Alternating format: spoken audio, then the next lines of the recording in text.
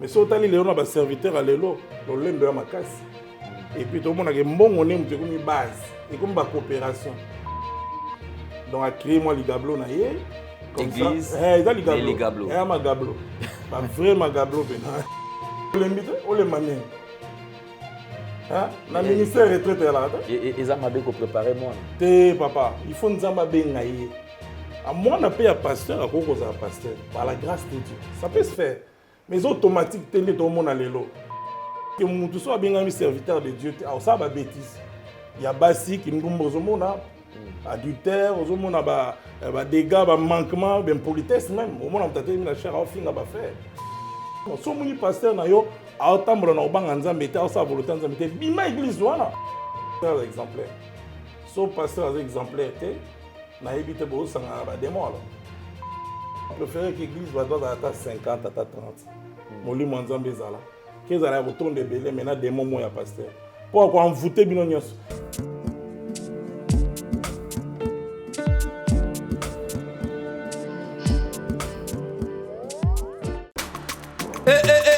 Moi na maman, kobuka na te yoka lisolo Maman Gisnovitz, yene coach ya loposo ya nzoto na bino. Aye na bakisi, ozo traité ba tempo, banduta, baboko na ndenge oyo pesaka mbindo pe bosoto na kati ya nzoto na bino lokola poche des yeux, ride na elongi. Vieillissement, au profiter na cash ne okoma kobomba elongi, okoma koyokela nzoto na osoni. Kobuka na te, lukaka ka Maman Gisnovitz, okozonga lekeleke, mwete.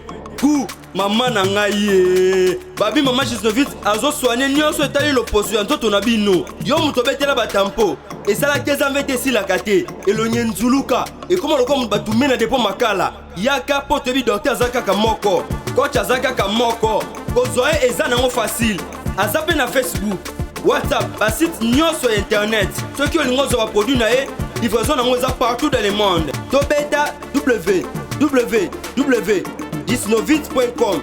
Azosia la pe compte YouTube. Tobenga biso awana plus 44 74 24 025 737. Nabwaneli lisusu plus 44 74 24 025 737. Balapa. Vérité et réalité, votre magazine, mesdames et messieurs, vous qui nous suivez sur votre chaîne d'attache Nouvelle Tendance Télévision. Bienvenue à ce tout nouveau numéro. Certainement, partout où vous avez l'habitude de nous suivre, nous vous transmettons les salutations de la part de toute la grande équipe qui nous accompagne aujourd'hui. À la prise de vue, nous avons Gédéon Loaé. La réalisation est bien sûr assurée par Jordan Panzou et Jonan Zouzi. Merci beaucoup. Bonjour, bonsoir, tout dépend de l'ère à laquelle vous nous suivez. Nous disons encore clin d'œil spécial à tous nos partenaires. Il y a des gens quand même qui se démerdent matin, midi, soir, afin que les déroulements de nos émissions puissent très bien se passer. Nous disons merci beaucoup à Chouchou Natati, la véritablement femme d'affaires. Merci à Maman Marie M5, celle qui représente la Fondation D, le cœur de la nation, partout à travers le monde. Nous penserons également au prophète et commandant-chef Blanchard Kadhafi qui séjourne de notre côté de l'Angola, précisément à Luanda. Il y a Gianni Sita également qui nous suit depuis Suisse-Irlande. Infiniment merci à vous. Mesdames et messieurs, nous avons un réel plaisir d'avoir sur ce plateau un serviteur de Dieu pour la toute première fois, mais je crois nous allons créer une habitude, certainement, parce que c'est quelqu'un qui a proféré une Nouvelle Tendance Télévision et quelqu'un qui a toujours suivi les différentes émissions. C'est un homme de Dieu qui parle bien, un serviteur de Dieu assidu d'ailleurs, qui veut à tout prix défendre la bonne nouvelle ou l'évangéliste de Jésus-Christ de Nazareth. Il est avec nous sur ce plateau, c'est l'évangéliste Makis. Déjà, pour la toute première fois, comme je viens de le dire tout à l'heure, c'est lui notre invité. Nous aurons abordé quelques points d'actualité, bien sûr, avec lui. Et aussi, nous allons parler de son parcours avec le Seigneur. C'est vrai, il nous parle de Jésus-Christ. Où est-ce qu'il a rencontré Jésus-Christ? C'était quoi la motivation et son parcours, bien sûr, avec Jésus-Christ, certainement qu'il a expérimenté la grandeur, sa main et sa manière de faire les choses. Merci beaucoup. Homme de Dieu, bonjour et bienvenue. Oui, bonjour Alain. Vous allez bien? Très bien, par la grâce de Dieu. Merci. Nous soulignons que c'est vrai, vous êtes plus au Canada. Oui, je vis au Canada, ça fait 20 ans. Ça fait 20 ans, en tout cas, super. Sinon, là-bas, les choses évoluent? Bon, disons, avec le confinement actuel, ce n'est pas toujours évident. Okay. Les gens ne sortent pas, ils sont dans leur maison, donc voilà. Ok. C'est pas évident, c'est très difficile. Merci. Tout à l'heure de vous présenter, c'est vrai, c'était une brève présentation. Alors pour ceux qui ne vous connaissent pas, Bananza Yazotalayo, vous pouvez vous présenter comment? Je m'appelle l'évangéliste Makis Makwa. Je vis au Canada, je suis marié, père de 5 enfants. Ok. Voilà. Merci beaucoup. Il faut souligner que vous êtes serviteur de Dieu. Ça fait combien de temps que vous êtes dans le service du Seigneur? Je voulais d'abord qu'on commence par la prière. Ok, Et après, parfait, on pourra... pas de problème. Alors, je vais demander à tout le monde d'être vraiment attentif et que le Seigneur puisse bénir ce temps. Amen. Dieu de gloire, Père céleste, nous voulons t'élever, te glorifier et remettre cette émission entre tes saintes mains, Père. Nous voulons, Seigneur, que tu puisses régner dans nos vies, dans nos cœurs, dans nos pensées. Bénis ce temps de partage et que le nom de Jésus soit glorifié. Seigneur, je brise et je lie tout esprit contraire à la volonté divine en ces lieux et que le nom de Jésus soit élevé en tout temps. Au nom de Jésus-Christ, nous avons prié. Amen. Amen. Merci beaucoup pour la prière, homme de Dieu. Sinon, quand même, ça fait combien de temps que vous êtes en train de faire la marche avec le Seigneur? Bon, on parlera de, si je calcule exactement, peut-être 25 ans à peu près. Donc, si j'ai bonne mémoire, oui, je pense. C'est facile? Oui, ça fait 25 ans à peu près, 24, 25. C'est facile de faire la marche avec le Seigneur? Oui et non. Oui et non, en même temps. Ok, d'accord, nous allons les développer. Oui. Nous prenons quelques points d'actualité, bien sûr. C'est vrai, depuis un certain temps, le monde est secoué par des événements, il y a des désastres. Du coup, il y a quand même panique. Vous êtes serviteur de Dieu. Quelle analyse faites-vous par rapport à ces temps que nous traversons? Oui, ce temps de confinement avec le Covid, je vais dire que c'est déjà biblique. Ce sont des prophéties bibliques qui sont en train de se réaliser aujourd'hui. Ok. Donc, si je peux expliquer, tu préfères qu'on parle en lingala, en français, on peut parler bilingue. Oui, parfait. Ok. Donc, Nathan Wasuka, Eza Bilogozo Kokisama pour Nathan Wasuka. Parce que déjà, quand on lit dans Matthieu 24, le Seigneur Jésus qui parle à ses disciples, et il explique très bien qu'il y aura des tribulations, des famines, il y aura des conflits entre les pays. Et les situations comme le Covid, ce sont des calamités. Ok. Donc, je pense que pour un chrétien, Rose a l'impressionnité. Un chrétien, sur le monde, il a un gros pego bangate. Il y a des accomplissements à parole. Il faut nous en détail un bon élément photo qui est vers la fin. Parce que la Bible dit en Matthieu 24 que ça sera les commencements seulement. Ok. Mais la souka, makamusu se voyait belé. Apocalypse a expliqué en bien. Donc, si on est dans le il faut vaquer dans ma bonne délit. Il faut rater beaucoup de l'icoloté. Donc, c'est l'attitude aux chrétiens face à la normalement, il y a un bangate frère. Ok. Tu ne peux pas commencer au linga, pour y déjà. Au bangane, au linga. Non, y est. C'est où moi l'ensemble faut ça. Mais c'est vrai, évangéliste, nous sommes enfants de Dieu, bien sûr. Mais il y a un souci. C'est une question qui me vient en tête, mais je me demande. C'est Jésus-Christ qui a changé ou c'est le système qui a changé? Le désastre entre même dans l'Église. Et le Balango disait mon frère Patrice à la vie qu'il y a une confusion. Oui. Les mondes dans l'Église et l'Église dans le monde. Et on a du mal à se gérer maintenant. Bon, Jésus-Christ ne peut pas changer parce que la Bible dit qu'il est le même hier, aujourd'hui, éternellement. Azan Zambé. Mais ça des bâtonnés mité mamabé. Ah, ok. Mais à mité mamabé, parce que la Bible dit dans Jean 3,16, Dieu a tant aimé le monde. Donc, Zamba linga de amukili, de banda, qu'il a envoyé son Fils unique Jésus-Christ, afin que quiconque croit ne périsse point, mais qu'il ait la vie éternelle. Mais bolingo lelo ils ont été faits. Il y a un jour on a amené ce les cas. Donc juste aspect à bolingo. Il n'y a pas d'amour. Et ils ont entraîné ma Jésus a bolingo, a y a qui a koufi pour la biso, a sopi makila nene kulus pour biso to zobo moya seko. Mais malheureusement, na katia mangomba lelo, na ko même 95%. Il y a des églises, il y a des fausses églises. Il est difficile lelo papa au trouver bena église aussi ka bolingo pine za na kati au bazo respecter les paroles. Peut-être 5% mon. Mais le gens quand même doute pas belé balobara non pasteur ils comment on ka quoi qu'ils bolingo za nango mais l'occultisme en fait bolingo za parce que déjà base il y a parole de Dieu na bangomba lelo et en bongo. Christ ayaki la Bible dit il n'a pas regardé son égalité avec Dieu. amikitisaki. Mais so tali lelo na ba serviteur alelo, lolendo ya makasi. Et puis tout le monde a dit bon on est comme une base et comme ba coopération. Donc a créé moi ligablo na yé comme église, ça. Eh, ligablo. Eh ma gablo. Ba vraiment gablo pena.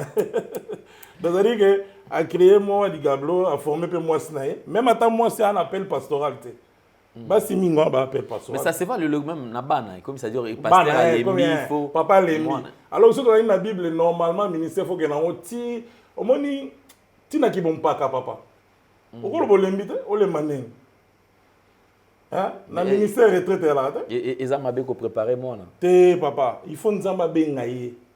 À moi on a payé un pasteur à cause d'un pasteur par la grâce de Dieu. Ça peut se faire. Mais automatique télé tout le monde a l'élo. Il y a un déguisé belé parce que nous tous sommes bien un serviteur de Dieu. Alors ça va bêtise. Il y a basi qui nous monde adultère, aux hommes a dégâts, manquement, politesse même. Au monde on t'a dit la chair à fin à faire. Éthique pastorale les a soutenus, frère. Vous savez, alors, mais il va tout le monde va recolater. Il va tout le monde va dire qu'il y a un bébé, biberon, on a bien un biberon. On a bien biberon, biberon, on a qualité. Attends, va finir avec un dégât. Non, non, non. Si on est pasteur, on a autant de gens qui ont été en sa volonté, bima église, voilà. Et ça le langage moi le bama biki donc bon ngai na ila na nzambe na ila ka été dans la vie na ila. Faut pasteur exemplaire. So pasteur exemplaire té na ebité bo sanga ba démon alors. Il y a un monde comme facile que le l'homme tagé zo kisi, les on va tout na question na zongana. Ba tu mingi le ba simba kisi pour akoisa ba ba ganti na akoisa. Ndé on se dans akoisa té papa. La vraie prophétie c'est la parole de Dieu au Bible. Mais les lois apparemment dans l'église, j'ai l'impression que tu as côté une église et que dans la église pasteur azo koisa té pasteur azo ça ba démonstration c'est comme si l'église on dirait force ezate nguye ezate. Papa on préfère que l'église va doit à 50 à 30. Moli monzambe zala. Que ça retourne de belé maintenant des moments ya pasteur. Pourquoi envoûter bino nyos. Ya ngoni so baton so ba tika na lobby te que l'église ne soit minée na bon. Mais en réalité so tali ba pasteur ba banga nzambe l'église na moza ya retourne te. Eh ba pasteur ba banga nzambe parfois ba yeba ni pété. Mon nzambe ça vraiment compliqué. Mais tellement là bango message à repentance c'est l'équipe est trop côté les mamasu papa biso nyonso muta parfait à Jésus. Mais biso ne faut travailler en parce que les sumu ya dana Ève ya mo salaki ke mukile za bobe balelo. Pour ba pesa ki pouvoir na Satan. Vous on nanga. Mais si vous avez un nzambe au yambi yesu comme mon concept mon bikisna. Il faut ça. Il faut se repentir. Si vous êtes sur repentance, vous êtes assuré. Il y a un moni, batumi ba ok na on lui fait. Mingi ba ok lui fait. Bah toi c'est là un message à prospérité, élévation, aux visa, aux abonnés. Non non non, on a un message à baniquer parce que bébé kaka. On a biberon. On a biberon quoi, ba biberon parce que grand papa. On a une nzamba grâce. Na kola ki c'est vrai na botami awa na ba vingtaine mo na ide na poto na ina pona betude Belgique France et puis na Canada na tangi kuna ba mboko nzamba senga grâce donc na zai quand même na grâce mo na vendu sur 3 continents Afrique Europe et puis Amérique du Nord oui. Donc on a quand même la capacité à expliquer la réalité de Mboka. On a 26 ans en Europe, 20 ans au Canada, ça fait 26 ans. On a 20 ans en Liban en Mboka. Mais dans l'andara toujours Mboka je pense que c'est mon premier photo mais dans l'andara yo na sepela nous présenter émission là yo. Merci beaucoup. Ya on a bon dans les cartes solo là to expliquer bana nzambe ba fungwa ma frère na ngai. Et c'est important. Mais est-ce que ni pas ni no wonyo ko la frère na yo. Surtout tant na parole to gotanga to fungwa ga elo mo sur l'amour. To une na Bible, la Bible non. Yo bo sa lecture. To une na 1 Jean 3. Surtout le premier verset.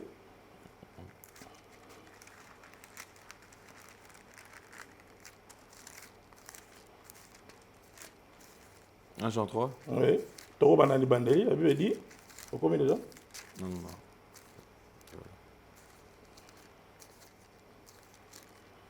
Jean chapitre 3. Oui. Verset 1er. Voyez quel amour. Voyez quel amour le Père nous a témoigné pour que nous soyons appelés enfants de Dieu. Et nous le sommes. Si le monde ne nous connaît pas, c'est qu'il ne l'a pas connu. Continuez. Bien-aimés, nous sommes maintenant enfants de Dieu et ce que nous serons n'a pas encore été manifesté. Mais nous savons que lorsque cela sera manifesté, nous serons semblables à lui, parce que nous le verrons tel qu'il est. 3. Quiconque a cette espérance en lui se purifie, comme lui-même est pur. 4. Quiconque pêche transgresse la loi, et le péché est la transgression de la loi. Voilà. Donc, Bolingo Nzambe s'est manifesté déjà depuis Kala. Nous sommes dans le batanto. Omoni Nzambe a naé Bolingo. Biso to benga milelo bana Nzambe pour to yambi Jésus Christ comme mon condipe mon biki sinabiso. Amen. Amen. Mais ce que l'autre ça la netinibi babi que nous serons semblables à lui. C'est-à-dire que ça se travaille papa. Et ça la vie na yo ya obanga Nzambe ya obondela. Soko ya min kolomba moto utanga na mukili na masumu. Otambola mabe, kobo, kofinga, kotonga, salté nyonso wana. Donc c'est-à-dire que recevoir Jésus-Christ comme Seigneur et Sauveur, on ne s'arrête pas seulement. Eh papa, il y a un processus. Il y a ce qu'on a processus, il faut qu'on transformer. Tu dois mener cette vie-là. Donc ça dit que la vie, nanda kuna yo déjà banana. On a évité na regeta mingi ba pasteur mingi ba partager même pas na bana ba. C'est pas pour m'orgueillir na par exemple malgré na vana na poto, na ça que fort wana. Partage la parole na kuna ngai. Na bana to fungoli Bible, bana nga batanga la parole, ba la Bible. Ba fungoli na te ya ba on pe na ndako. On attend les tubes église na poto za so funga matin. Si vous enseignez bana note, ba koma ba ndumba ba koma ba voyer na poto très facile. Partage la parole les ates frères. Et là, on ça dans liloba. Tant que bien moi il faut tanga la parole. On médite rango. Vous comprenez? Tant que vous partagez et koko la nezo ya wana. Les ates gars que aucune église qui a passé à terre dimanche et non, passer yenza m'a fait révélation. Mais yo pertant que moi nzambe faut yambare. Passer na o memo na lola te. Yé peut-être à rokepe li felo mais yo ke lola. Donc on faut tous aller refungwa mabana nzambe. Il faut tous arrêter bâtiment pour subir. On va, il faut tous actifs. Tous à la bina non de bibezo babo. Aux hommes moi nzambe to boité. Mais au sud kana ki moi nzambe o yami kono. Il faut comme mané bibe semblable à lui. Il faut bâtiment mon avisale non que muto amala. Autour na yo faut kabaka. Autour na faut linga batu ko finga batu te. Par la grâce de Dieu ngana za même na ba employé. Yanda ku na musala. Mais na limite qu'employé na ngama ko ba ke non évangéliste a finga déjà. Non. Na ko sa monter. Pour bolingo ezali. Mais lorsque l'occultisme, la magie, et continue à katia église, oui.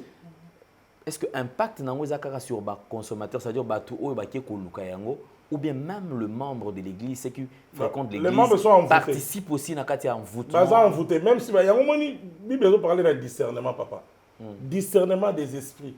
Vous comprenez? Il y a des choses comme ce sont ok, on doit pratiquement besoin qu'il y ait des paroles. Fais attention. Réfléchis. Quand il n'était pas pour que nous bassi les lois à zobotate, abi ah il c'est prophète moi si kabini una. Mais les sarabats sont ma pétrole ou bien relaison n'importe quoi. Mais papa, pétrole ils a produit toxique. Même sur le plan scientifique. Tant que pas sur mélange. Est-ce que bon sans autre amour? Amour aux zoba. Donc c'est-à-dire en fait, ezali mawamingi, les gens sont pas enseignés. Donc, il faut discerner, papa, il faut s'embêter. Même à temps, tu as invité au Kénéga Ngulungul. Il faut dire aussi que nous avons bon de la nette et l'autre bien. Parce que nous avons bon de la raté. Il y a un ça, le gros bon de la tête, comme victime. Victime. La tinière, on dit, on a un studio dernièrement, on a invité sur le temple.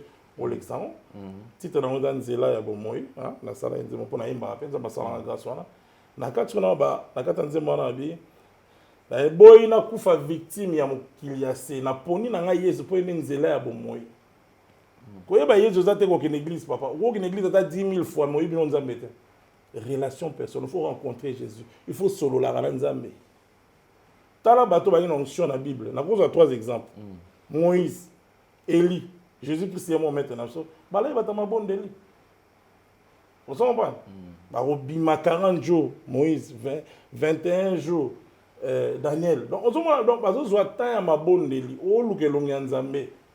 Ils ont collé ça yo. Pour y avoir mon tout faut solo la naït. On a y a kyote. Mais dès tout le monde a une bonne connaissance de monsieur Bandi. Tant que bon solo là, tout comme une famille, pour y faire là. Vous comprenez? Surtout message, tout le monde est en live, mais tout solo là il est beau. Na WhatsApp. Donc Nzambe c'est le même principe. il faut solo la nzambe. Ba solo la kayote, ba pesa ka ba message. Prophétie par excellence, c'est la Bible, mon frère. La prophétie par excellence est la Bible.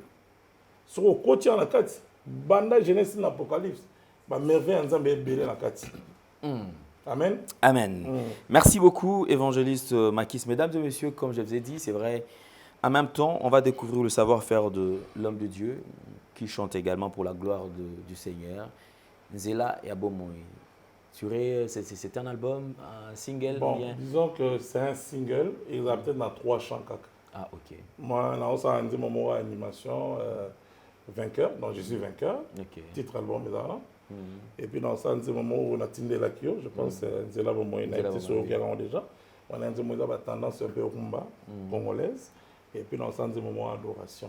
Ok. Titre là, on a les sons de comme dans les airs parce que j'ai compris que musique, ça peut s'amener gratuitement. Okay. Mais le roi dans la fondation, on a bandi déjà pour nous aider à vivre nos frères. Un livre Jacques Joseph Sapso.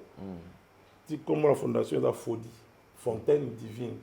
Et ça pour nous aider à vivre nos orphelins, nos nécessités, tout ça là on a moi maman Nathalie dimanche. Alors hier c'est comme la présidente parce que avec tant dans Moussala et vous permettre miniter, il est présidente de l'association pour nous aider à bola wana. Il y a un CD wana tango ekobima. Parce que naza na mpe na temps mingi ta au studio mais na bimis quand même des moments quoi pour nous avoir temps avant la zone au Canada na sala yango na va faire mo na kin a mais sinon nazo tala ceux qui CD bimi mutako zongo peut-être mais ceux qui a vu et qui a ça la donne la fondation oui mais nazo kena on a sens mais avant tité na linga bilo ko na tité dans la Bible. Ok. Merci beaucoup, homme de Dieu. Alors, nous allons découvrir son savoir-faire, mesdames et messieurs. Ça sera pour le plaisir de vous qui nous suivez également. Maman Nathalie, depuis si on botte sika aux Hollanda. Bisous.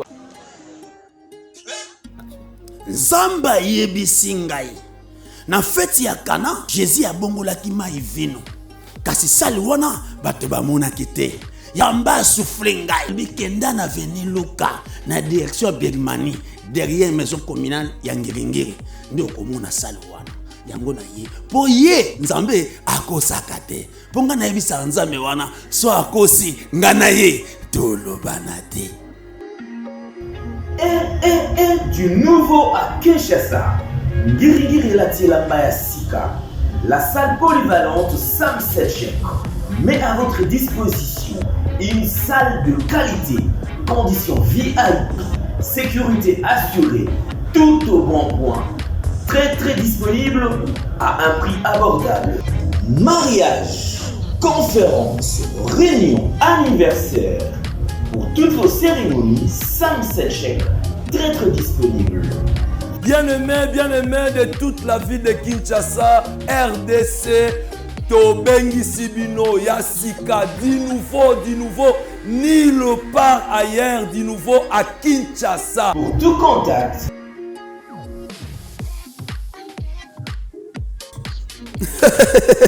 Merci Seigneur. Merci. Talabo keseni zali entre fetu kendaka ya voisin na yo to voisine na yo. Soki ke bokeseni zali ya solo feti ya yo ko sala moko na te. Ya yo ya kanangwa. Merci.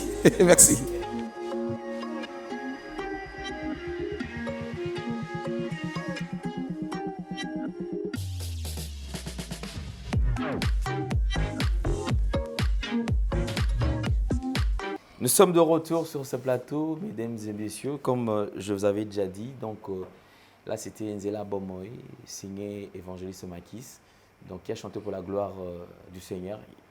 Il a bien souligné qu'il va sortir 3 titres, donc un single, bien sûr, qui va contenir 3 titres.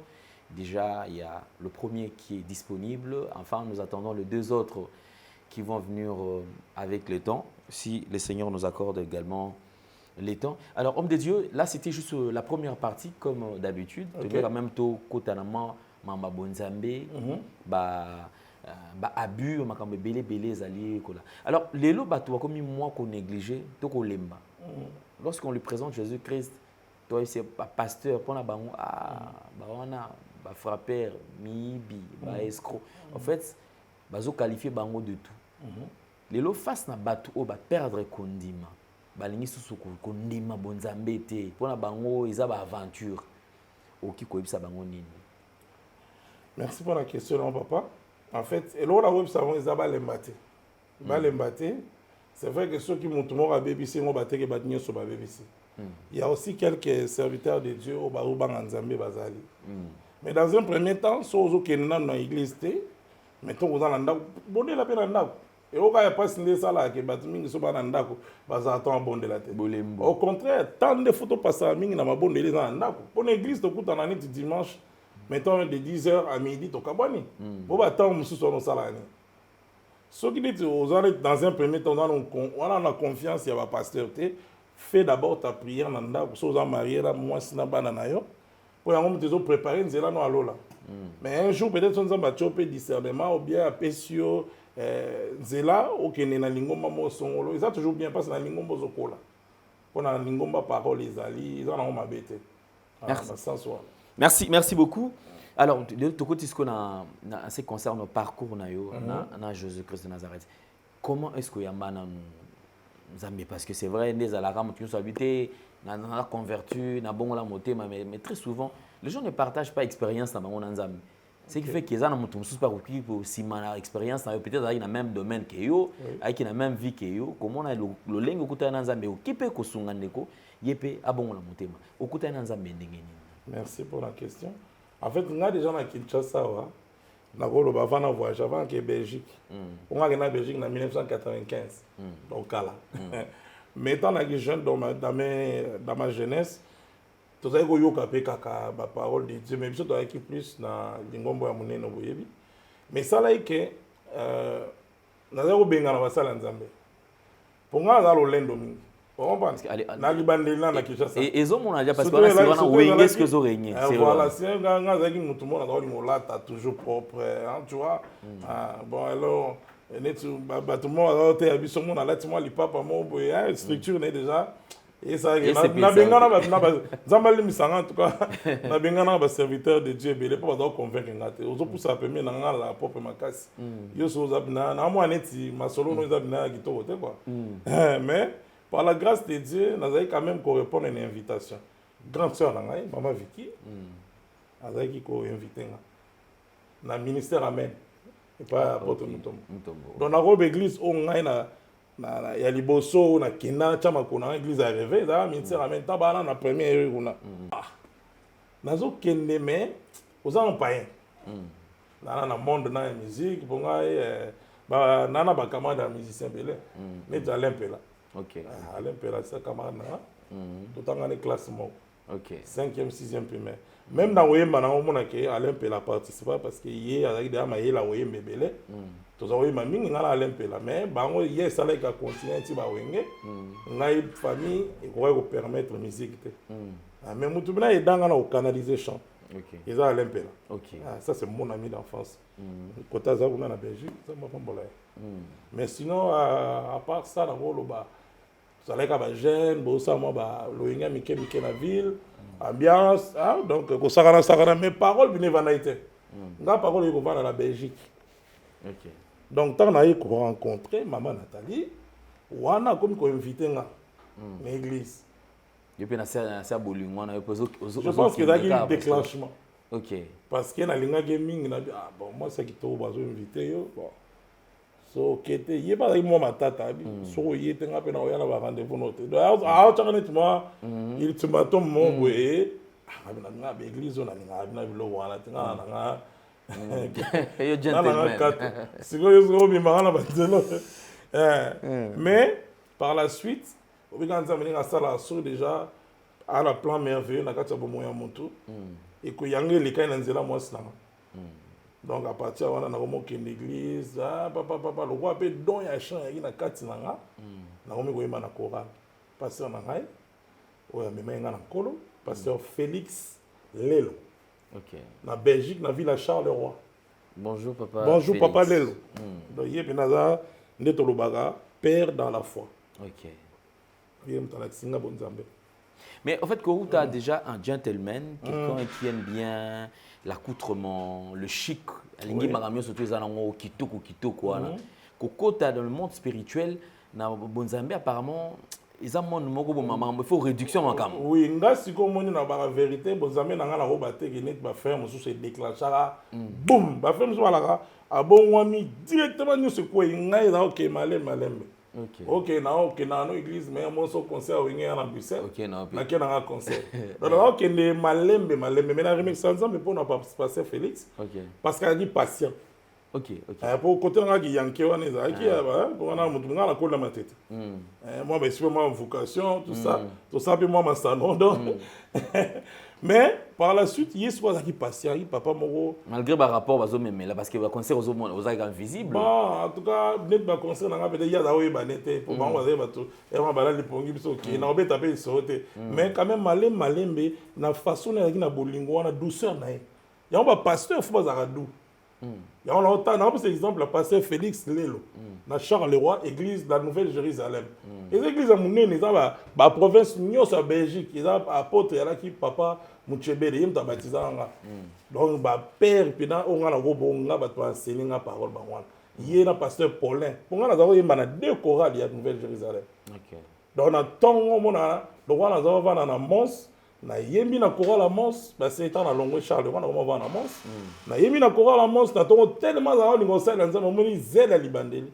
So na zuo mon na pas dans un train pour dans un peu na voiture, soit dans la voiture, soit train ça dépend. Pour ma ville à Belgique, il y a Mikem qui est dans la poche. Église à Charleroi dans l'après-midi. Donc moi je na ke na yembi na Mons na tongo na ke yemba so na Charleroi. Au couvrir ba trou na la tête. Mais il y a va na Charleroi na famille. Donc, je déjà, la Libandel, il y a un père, mon papa Félix Lelo, vraiment, il est patient. Il faut peut-être vous rappeler à moi patience, parce que mon monte, transformation, ça dépend de la mais ils ont moins de temps, mais par la grâce de Dieu, nous avons beaucoup si de en fin de compte, au Yambi, Jésus-Christ, ou accepté, conversion de salam, malem. Et comment est-ce que ça là que au comment consacré évangéliste? Bon, ngai appelle la ngai ateliers de batonsu comme commissi. Ngai za prophétique. OK. Ah parce que nga avant même que nazwa appel wana évangéliste, là ça déjà ko benga batu na Nzambe. Nga ta na bongo maki ba kamay na nga nyoso ba mona changement wana. Ah, bunto alinga rolata, alinga ba concert, alinga basi mobulu, mais ndeni a koti mama ko mo changer. Ba musu ba bien ko yo notre limite aux on ara mukili mais na zonga souhaité ça ba salanga parce que moi ni bien ambiance puis souvent na Belgique na bepoko ba to buka ba magasin on est doit bien ba japonais oh ya de souvent na Belgique ya ba 90 donc makambo ezaki des autres ba to yiba basi ko sa ki numbara donc makambo yaki compliqué ba série on est continue en ti les lois mais na zo ba époque on attend na Europe ya na bon siko tant siko yo siko bon en tant que jeune ba musu ba tia tembe nzamba garder nga pona musala na alors na bana pe côté ba camarade na ngai no boya na Nzambe tala kaka boye puis na église Nouvelle Jérusalem ya Charles presque na botami et là il peut pasteur jeune pour Félix a grand frère il y a quelques années seulement donc tu vois la même génération mais aux hommes qui ba tu ba comme il y a na l'église donc tout ça l'évangélisation avant appel les aga de confirmation sur yaki tant na comme na Canada. Et un prophète moi mundele a ibingate jour dimanche on a 2004 ayaki pina a prophétisera nazala ngamo on a prophétie na église wa église Christ en action avec apôtre nani Fofindelo vous avez invité nazaki na sala ministère mingi na to travailler pendant 10 ans na Canada. OK voilà zaineti do yaga lwaneti ba grand frère na biso dans la foi père dans la foi ezabina de Félix Lelo maintenant on a commis na Canada on a continué na pasteur Fofindelo. OK donc si dans les prophéties et pesamaki dans mon église mobima donc presque 400 500 personnes ayabina abi frère yo en anglais abi yo nzamba o laksangai que oza évangéliste oroté ya sango na mukili mais pour l'instant vanda awa oyo kana lilobokola. La prophétie n'a pas kokisa maki na ndenge nzamba tinda muto pour prophétie musu ba grouper ça pasteur na bino mo a prophétiser, c'est trop facile pour yebio. Yango za bina mundele na yebiete aye na lingomba apesi pour e ngana lela ki makasi pour na ngai nzamba ibsanga nini fona salela e. Mais na remercier nzambe parce que ekokisaki o déjà na ko sala. Donc nazana appel loin évangéliste. Ya komi komisate mais ya nzambe atinda. Mais en fait déjà parcours na Jésus-Christ. On va nous servir. C'est vrai, des fois, nous faisons face à des obstacles, à problème, parce que vous avez quand même toute la jeunesse, on ne dira pas quand même au tika la kolkape na temps où il y a difficulté. Alors, quand est-ce que vous expérimentez, vous avez dit que vous avez commencé à confirmer que Dieu est vivant, on ne montre pas que non, il y a no linga. Douleur en bon. Parce que na koli nanda mon papa na ba faire. Donc, au moins, je vois na kin, franchement, na linga rozanga na kin non.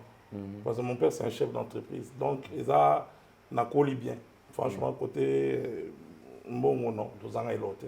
Natang une école bien, bah Moamba, l'école de l'époque. Tout le temps, il y a un collègue belé, on a assisté des meilleures écoles dans le collège Boboto à l'époque. Bah 100% avec l'examen d'État. Nanda kuya kozanga olieza qui tant nga ya on peut billet na ngape apoto et papa mtafuta kwa pona ketanga na Belgique. Donc ngai côté souffrance matérielle boye na kini zarabe maté. Mais na poto sikoyo. Nzambe sans travailler na yo. A wolo bateke o le kana déserté. Pour en témoignage te.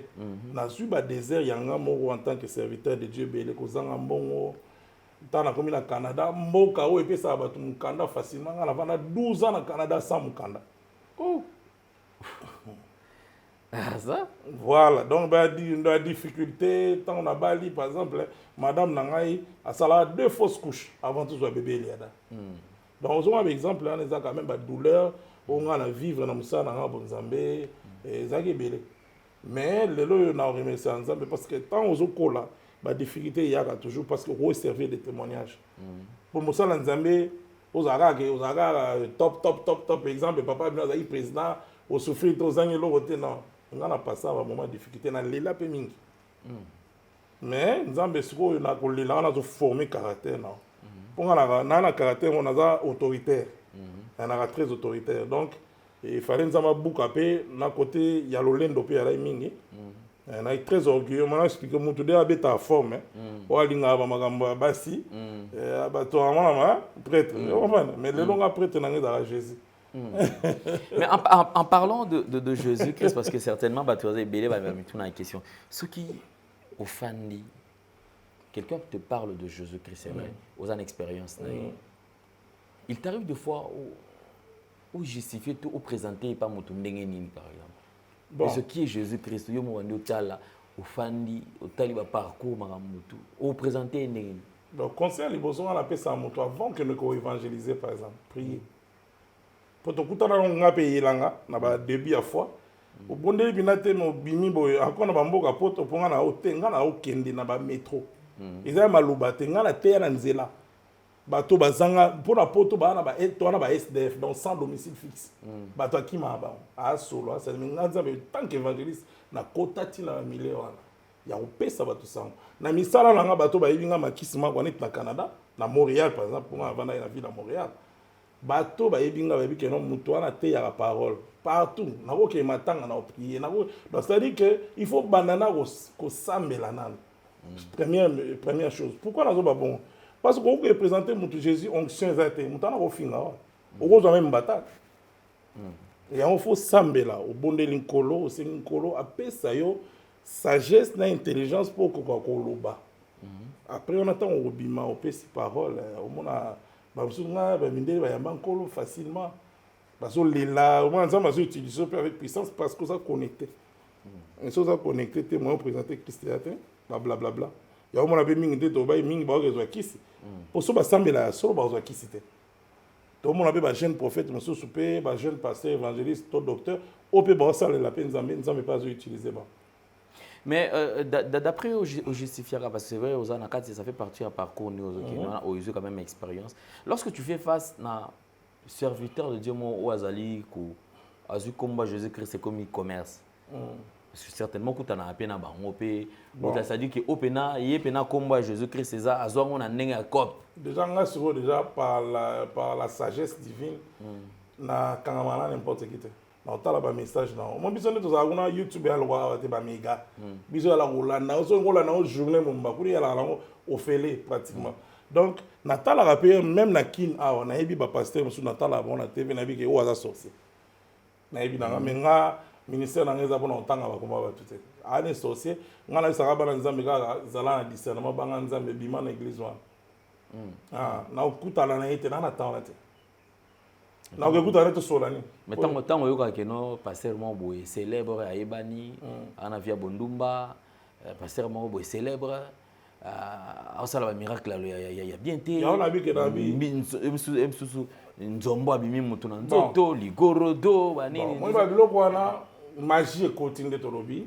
eza makambo lelo te banda kala mais sikoyo ekomi bina manifeste boye alors nga na opesa mingi conseil na bana nzambe po ye mo paster wana aosala yango aza conscient ke aosala diable alors bana nzambe nde fo azala discernement po ye aza serviteur du diable azo envoûte yo ti ntango oki wana basaleli yo machine na nzoto napesa exemple sœur obotaka te babondeli yo na ndoki ya ndenge wana akotisi yo mwana venin papa mwana ntango aobotama mwana oyo azobotama wana démon abandi compliqué vie démon natala théâtre moko kala nayebi te so oyebi groupe évangéliste je pense banabosani koma bafrère wana frère moko azala na poto voilà ya titre na bango ya liboso jubarita nabosana yango te kala mwana nga mpe kaka na poto na Canada natala eloko wana mwasi ayaki na nzemi je pense basoye na mobali abengani je pense nayebi te soya badetail mais ntango alali libanda esprit wana abe ekoti ye mwana anaki démoniaque donc faut tosala très attention papa omoni na mosala oyo tosala nzambe tochassaka badémon mais faut tozalaka bien préparé kosala connaissance na n'importe qui te koaboutir na rien nga nakokela bapaster mosusu mawa église ya moke azobanga non fona bengisa motu tel boso ya église non moto atondisaka église te nzambe papa et puis so totali naza kosola tantôt na prophète na biso na prophète nani Feli Grâce nzambe apambola ye namoni aza likambo ya nzambe mwana wana tant toswani kaka na sentir kaka na puissance aya prophète jeune prophète ana eloko ya nzambe makasi tosololi ne tantôt naza koexplike na bi par exemple bato bakanisaki il faut kaka église ya kotonda c'est faux papa eza bongo te napesa exemple Esaïe na Abias Esaïe a prophète a commis 66 chapitres mais Abias chapitre kaka moko est-ce que Esaïe a commis 66 aleki Abias selon yo non yene nzambe apesi ye prophétie molai dans les temps a prophétisé mingi sur Christ mais Abias a prophétisé sur Israël mais bango mbale baka basala nzambe même si on peut s'y ébeler, nous avons préféré utiliser la moulaï. Attends, mais il y a quand même Nzambe. Soit banga Nzambe te, à deux sans raconter dans la Bible te.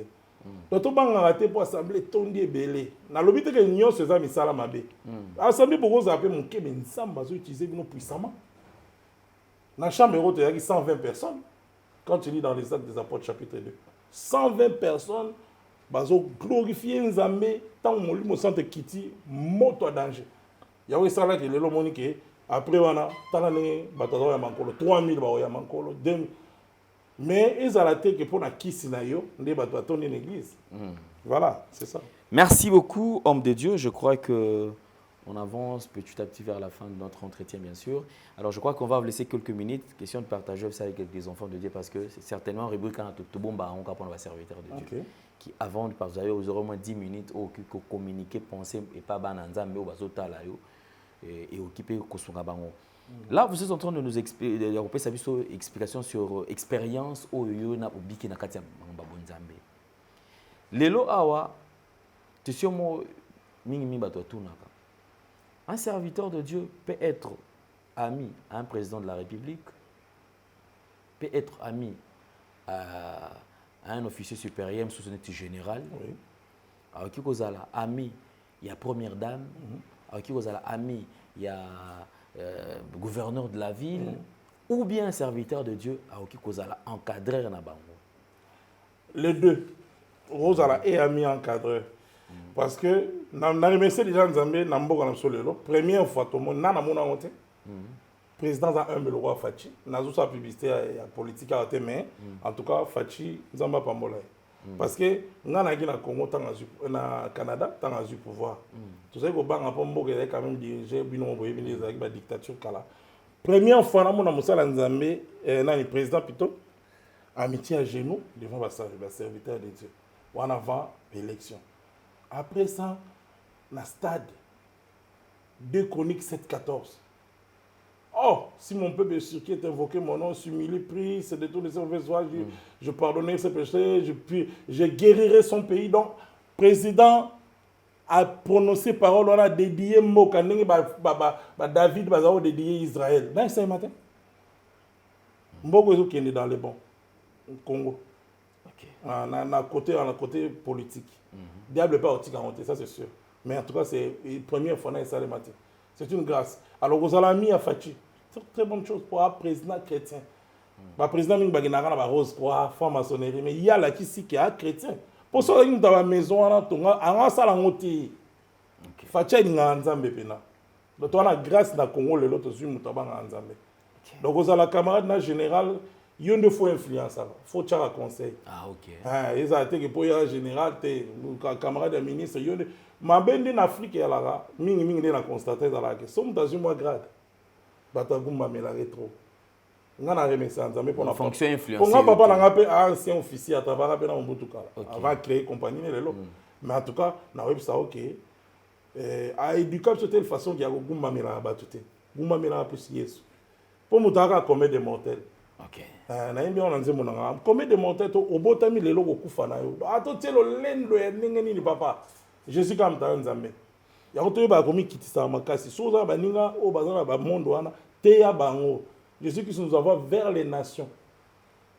Okay. Matthieu 28. Allez faites lancer les disciples. Ezate ko gumba mela ba to bo senga ba mbongo. Oza respecter Nzambe ko ata la rabatu na ye. Ato passer ba ma difficulté nenge. Nous montre Jésus qu'il a souffert mais à la fin c'était la gloire. L'humilité précède la gloire. So mi kitisi papa. Nzamba tombolo likolo. Merci beaucoup, évangéliste Makis Makwa. Merci d'avoir répondu à notre invitation, certainement. Alors, je crois que on vous laisse quelques minutes. Vous êtes face à tous ces téléspectateurs. Au Bazan a besoin, il y a Koyoka, une orientation de la part de Jésus-Christ, certainement. Au côté de la Maramé, surtout je ne sais pas qu'est-ce que le Seigneur vous a mis à cœur. Ou que vous partagez pendant quelques minutes, juste pour communiquer vos pensées. Parce que la Bible a été écrite. La Bible a été écrite dans un volume en fait. Donc, Jésus-Christ a fait pour la biso, photo lingana solo, et monde les uns les autres. Mais la Bible est Satan parce que la Bible dit qu'il a été précipité. Tant qu'il précipité à quitter la scène, et ça pour en détruire. Mais au bout de la conscience, il y a bon Zambé. Il faut lingande konai. Si on a lingio fait dans l'andele. Na olukate na empoisonné tali empoisonnement côté na Congo net nga mutu na dénoncer par exemple na bige lo hôtel ya mabe so yo passer au tini ba doit betanga massage tu envoyé du diable parce que so za conscient ko banga nzambe au tini na massage point parce que biso ba sala nzambe to benga ma po ba finga biso ba critiquer so Jésus Christ ko mettre na biso ba critiquer ba tika presque bulumbu ba so ki se ba panzie nzoto po na biso faire so ba critiquer ou ba dénoncer. Alors, donc, vraiment, il y a un message qui il faut qu'il y ait le vrai amour. Dans l'église, on a l'église, mon papa, vraiment. Frère Nayo, aux autres dongola même frère. Le tribalisme quotidien. Tribalisme, ils sont passés à l'école, hôtel, on va dire c'est l'école. Il y a un mao. Il y a un moment, net babiso, na ba poto on a l'église, mingi pe ba noir fonctionner quand l'air mo kana a. Toko critiquer la chose mindele ne ba so non mais mindele na remarqué quelques églises mindele on a visité.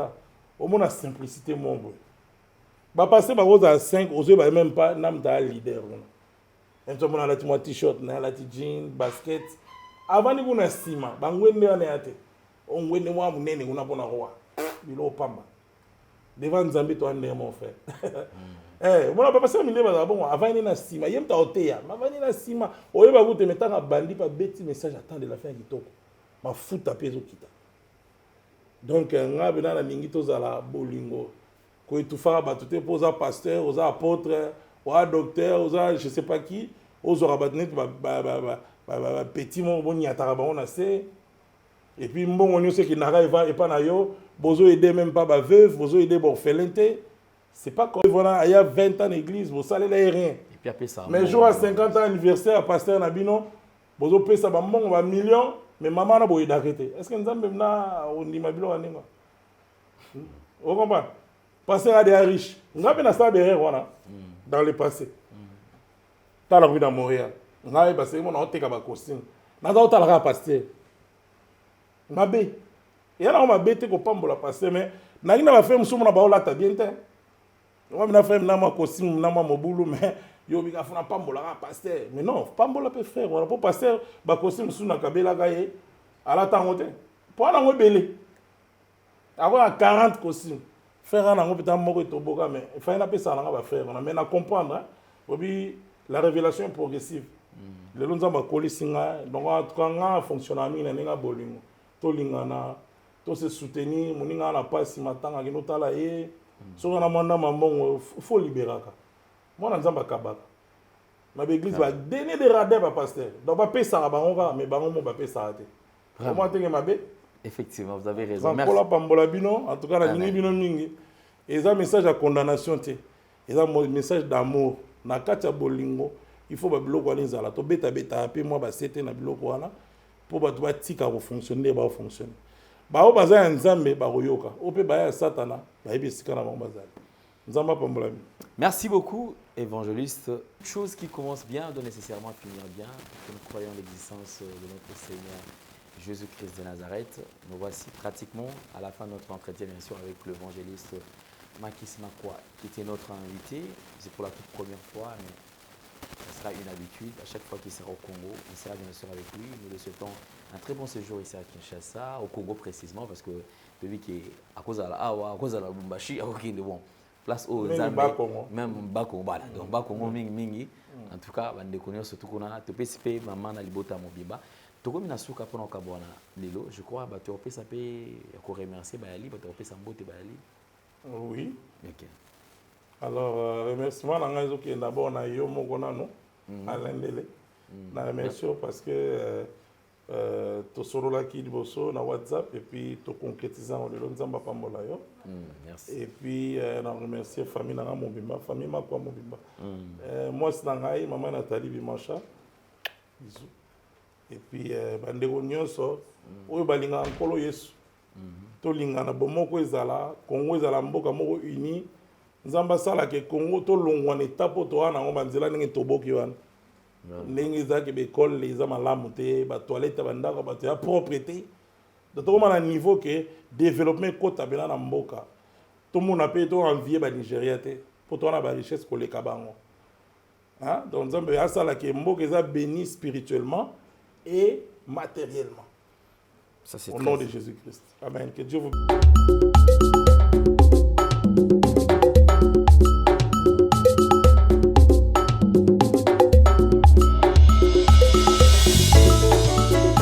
Sebongo libota na Yawe tokumisa Yawe biso banso. Po ete bolingo na ye janinde lokasi na biso. Smart Music.